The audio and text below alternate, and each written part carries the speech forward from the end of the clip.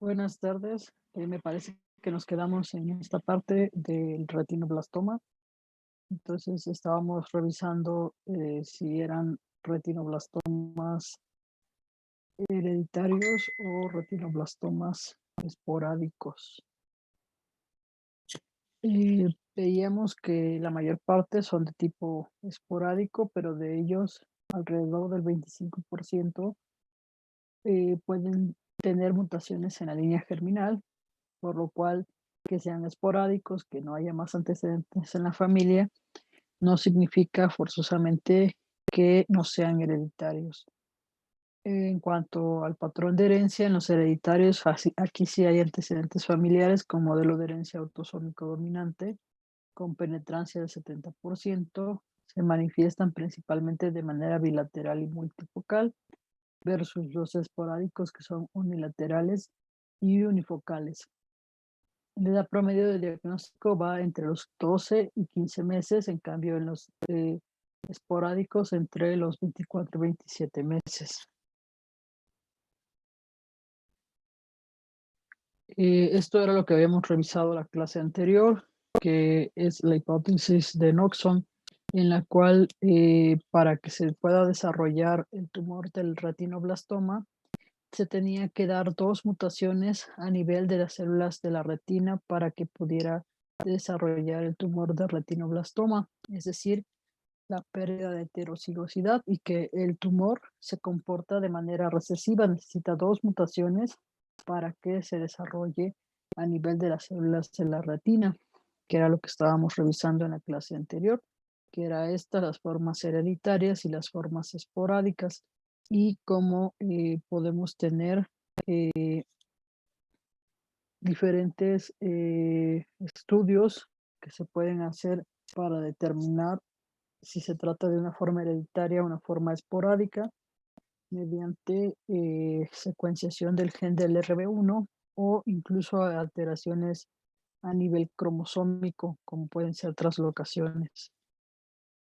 Entonces, este era el esquema de cómo se observan esas mutaciones a nivel de la línea germinal, en donde tenemos una primera mutación que es heredada de uno de los progenitores y una segunda mutación a nivel de las células de la retina. En cambio, en el caso de las formas esporádicas, las dos mutaciones se van a producir exclusivamente a nivel de la retina.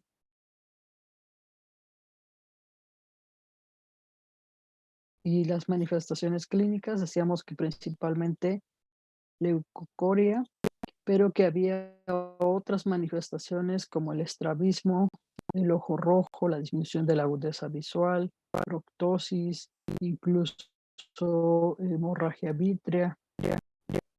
Los sitios de metástasis más importantes, que eran sistema nervioso central, ovario, hueso y algunas principalmente como mediastino.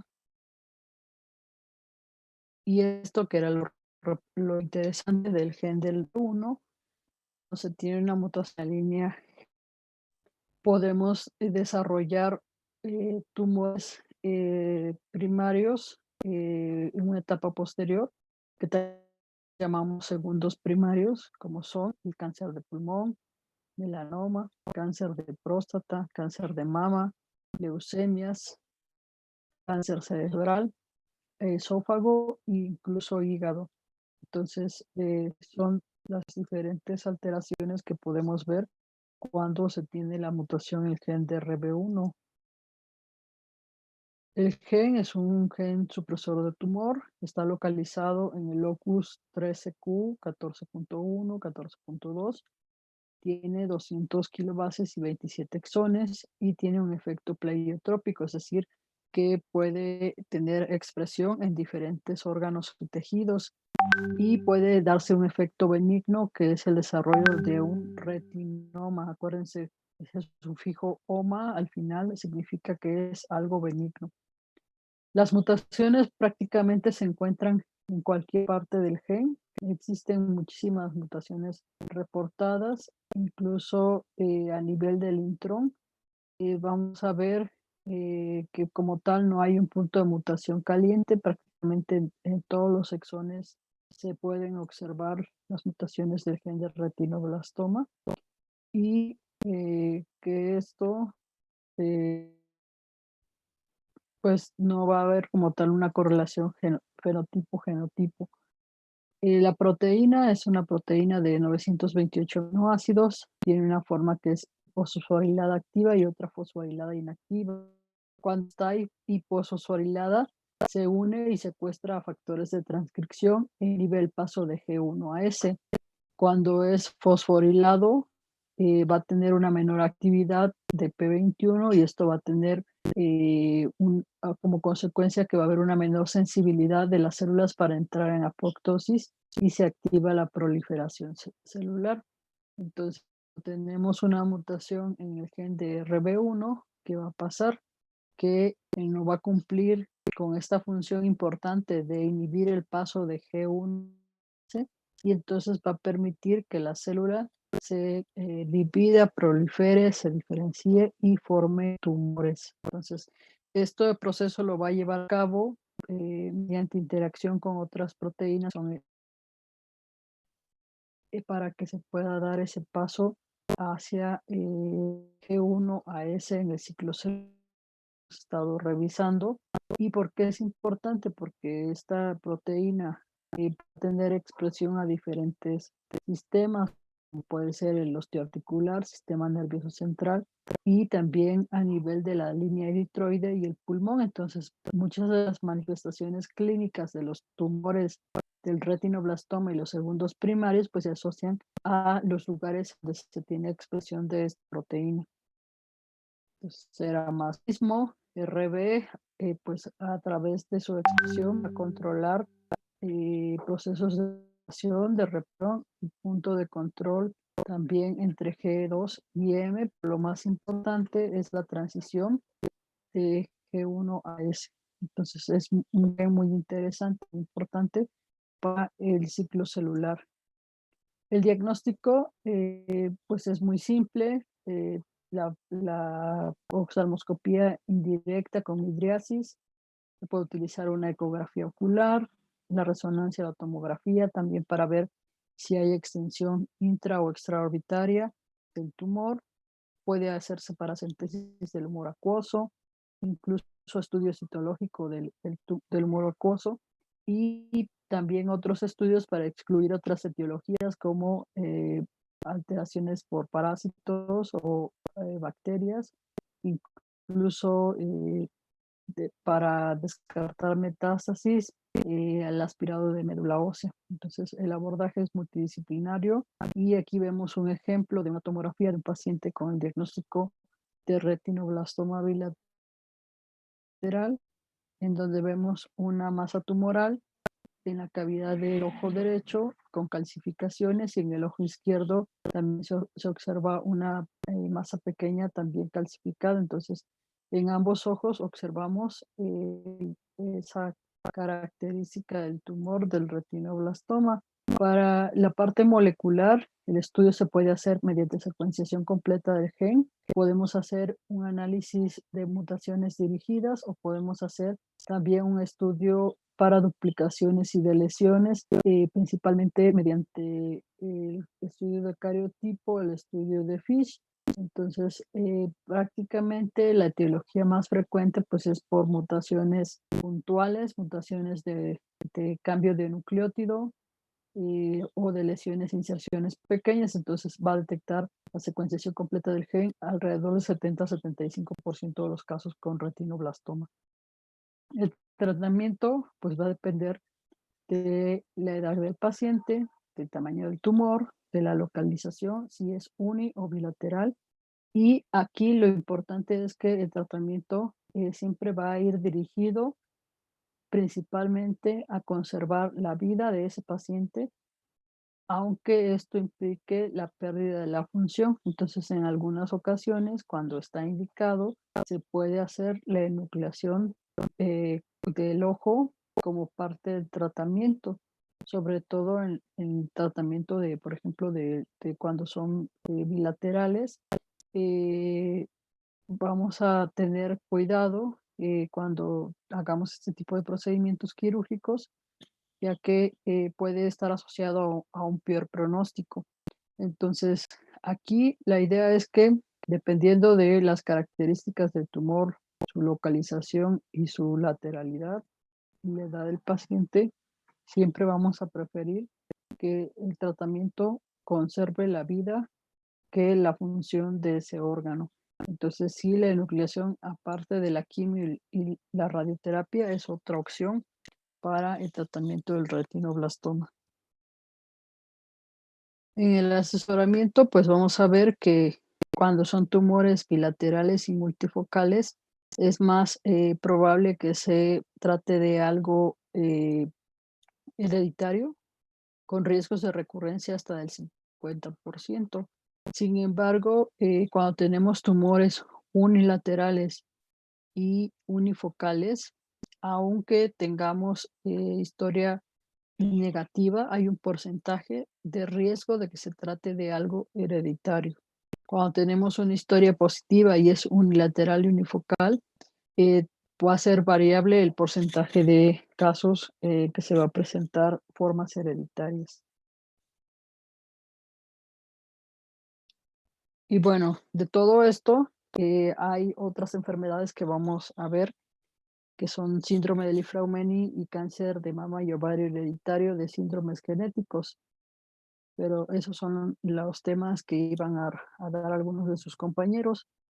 Aquí vamos a revisar de manera general que existen diferentes tipos de mutaciones de todos estos síndromes de predisposición a cáncer. Hay síndromes que tienen mutaciones puntuales específicas, por ejemplo, en el síndrome de neoplasia endocrina múltiple tipo 2 por mutaciones en el gen REC, en el protooncogen o oncogen REC, tenemos una mutación puntual que se encuentra en el 98% de los casos, que es la mutación de la metionina en la posición 918 por trionina. Esa es la mutación más frecuente en ese síndrome, entonces es una mutación puntual.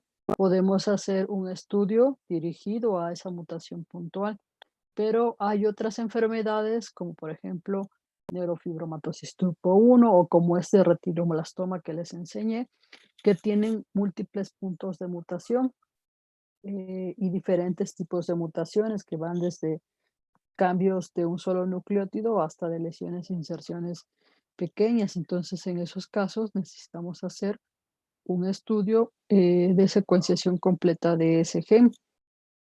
Y hay otras ocasiones en que estos síndromes de predisposición a cáncer pueden tener, además de diferentes sitios de mutación en el gen, diferentes genes asociados con la enfermedad, como es el caso del síndrome de Lynch, de lo que están involucrados los genes de las bases malapareadas, todos los genes de las bases malapareadas. Entonces, para buscar la mutación en un paciente con síndrome de Lynch, está indicado hacer una secuenciación masiva o una secuenciación de un panel completo de genes que pueda identificarse la mutación. Entonces, dependiendo del defecto en estos síndromes de predisposición a cáncer, según nuestra sospecha, pues entonces haremos el estudio molecular que sea más conveniente. Puede ser una secuenciación dirigida, la secuenciación completa del gen o un panel multigenes, una secuenciación masiva.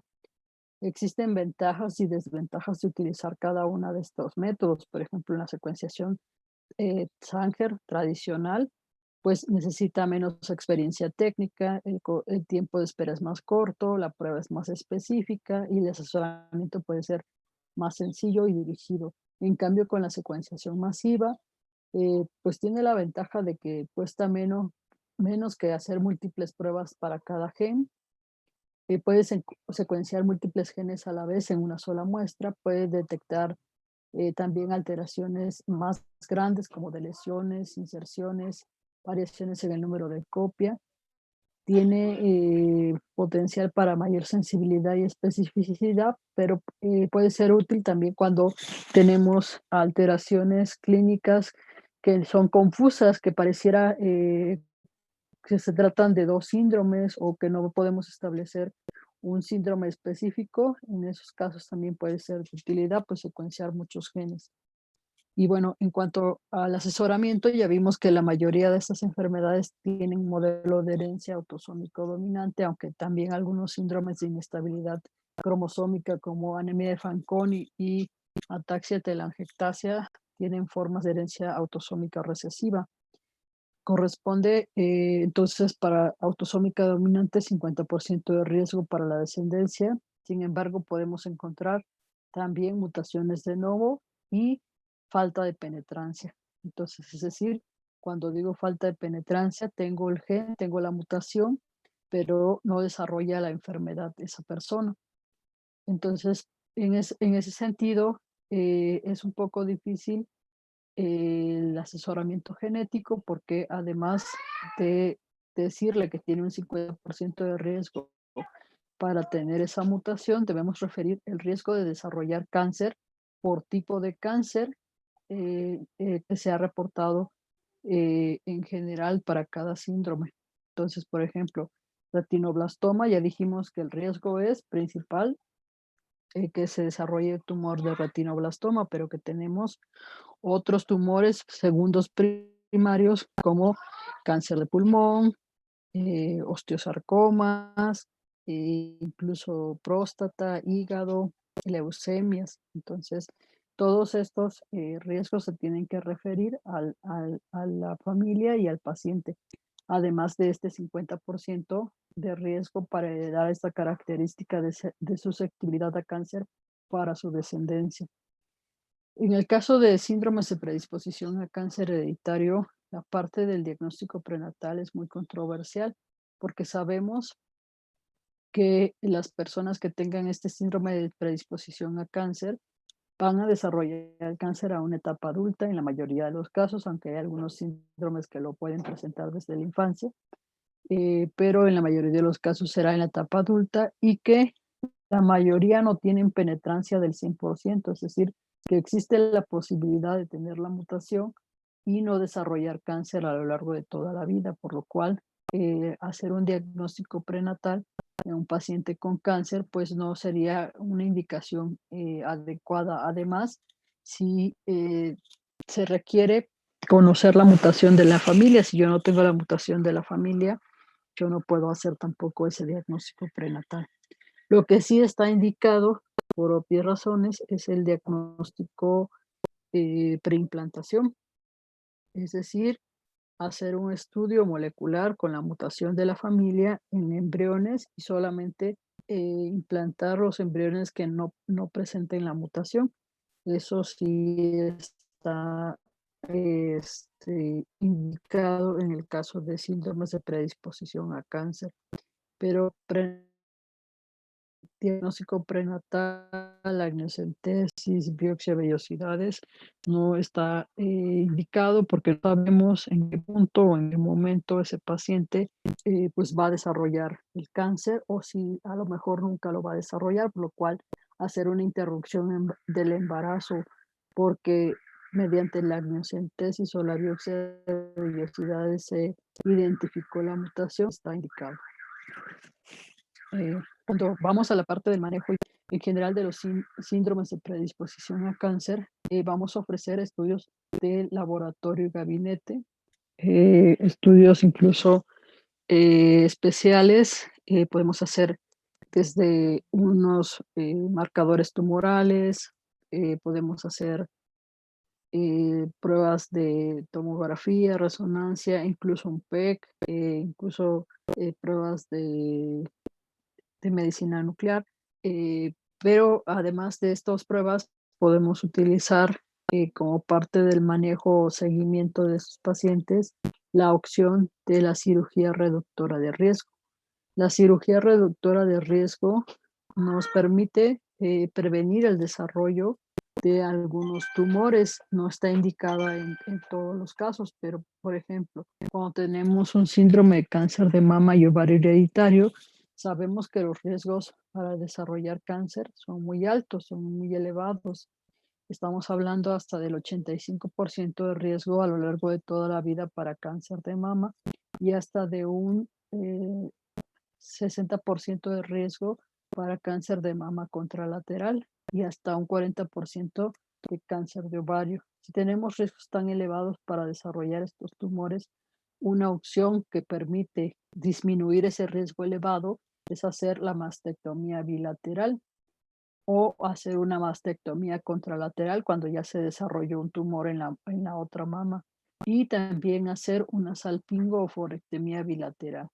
Cuando yo digo que son reductoras de riesgo, me refiero a que van a disminuir, pero no van a quitar al 100% el riesgo.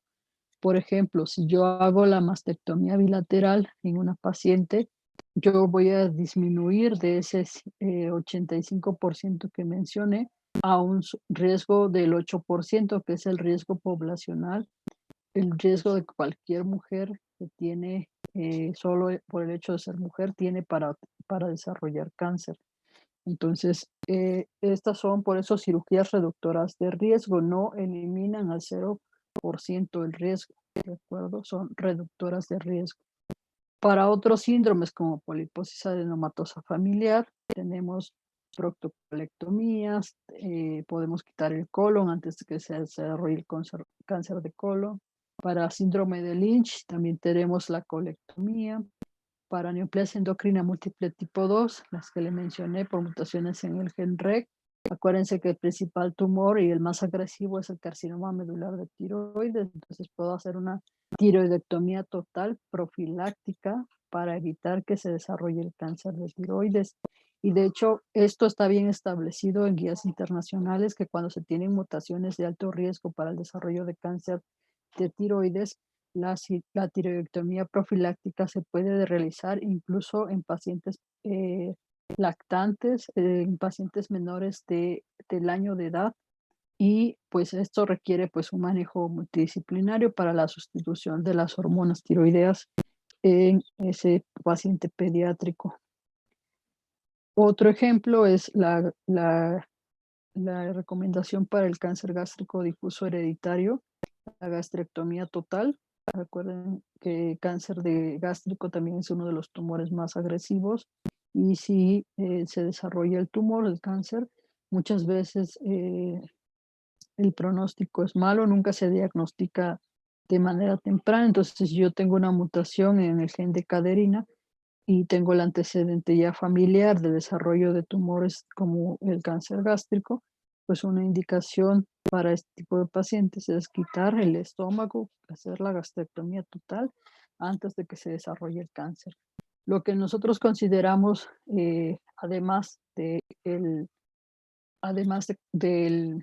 cáncer y la mutación, vamos a considerar la historia familiar. Si yo tengo el desarrollo de cáncer, la familiar que lo tuvo más temprano tenía 25 años, yo voy a considerar hasta 10 años antes para hacer este tipo de intervenciones.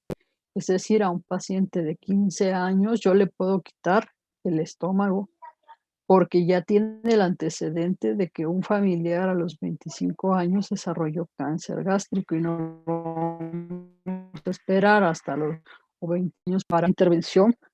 Puede ser no puede servir ya en esa etapa de la vida.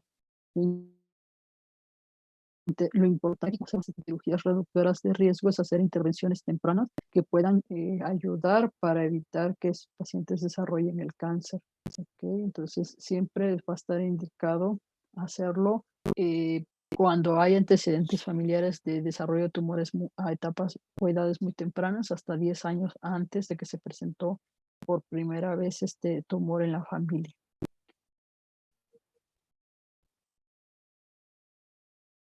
Y bueno, decía que era poco lo que nos faltaba de las conclusiones, pues que tenemos que tener cuidado al interpretar los estudios clínicos para determinar el riesgo de cáncer esporádico. Siempre hay que preguntar ante un caso de cáncer los antecedentes familiares, detectar focos rojos para cáncer hereditario, edad temprana de presentación, familiares que tienen cáncer, múltiples familiares con cáncer. más de un tipo de cáncer en una persona. Acuérdense, si ya tuvo cáncer de mama y ahora tiene cáncer de ovario, eso no fue por casualidad, si son dos tumores primarios. Tumores poco frecuentes asociados a cánceres familiares y lo más importante es sospecharlo y referirlo. Entonces, cuando nosotros hacemos el estudio multidisciplinario de un paciente, pues pasa lo siguiente. Esa es una historia que tengo de hace mucho tiempo, que es una historia en la cual se refiere que unas personas con discapacidad visual van a visitar un zoológico y quieren conocer un elefante. Entonces, cada uno de ellos va y toca una parte del elefante. Y entonces uno dice, el que tocó la oreja, pues el elefante parece un abanico. El que tocó el cuerpo dice, pues parece una pared. El que tocó la trompa no, dice, se parece a una serpiente. Entonces, cada uno estaba tocando una parte diferente del elefante y por eso no podían saber con exactitud cuál era la forma de un elefante. Lo mismo ocurre cuando investigamos a nuestros pacientes. Si solo investigamos y atendemos al paciente y no vemos la historia familiar, ni hacemos equipo multidisciplinario con otras especialidades, pues nunca vamos a poder hacer el diagnóstico de un síndrome de predisposición a cáncer. Entonces, la idea es que el trabajo tiene que ser multidisciplinario. Tenemos que investigar todos los antecedentes familiares, no solamente decir, pues ya lo operé, o ya le di la quimio, o ya le di la radio y ya lo curé, que se vaya, porque más tarde ese paciente puede regresar con otro tumor si se trata de un síndrome de predisposición a cáncer.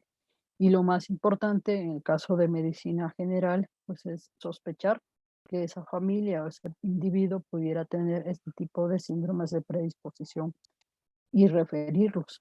No es, como he dicho, pues no es para que los atiendan en su momento, pero sí los pueden referir y pueden hacer que tengan ese paciente una atención multidisciplinaria y de esa manera pueda tener un buen resultado en cuanto al manejo de su enfermedad y bastantes buenos resultados en cuanto al manejo de la familia, ya que a la familia todavía no han desarrollado alguna de estas enfermedades, pues se les puede ofrecer métodos de seguimiento, de manejo o incluso las cirugías reductoras de riesgo. De hecho, en el caso de síndromes como el caso del síndrome de Li-Fraumeni, hay guías bien establecidas internacionalmente de qué estudios se pueden realizar, en qué periodo de tiempo se pueden realizar y qué estudios tampoco se deben de realizar en estos pacientes porque tienen una mayor predisposición a que se presente el desarrollo de un tumor si hacemos esos estudios de manera repetitiva. Entonces, son para cada síndrome manejos muy específicos y riesgos muy específicos para los diferentes tipos de tumores. No sé si hay alguna duda al respecto. Esa es la última diapositiva. Esa es la última diapositiva.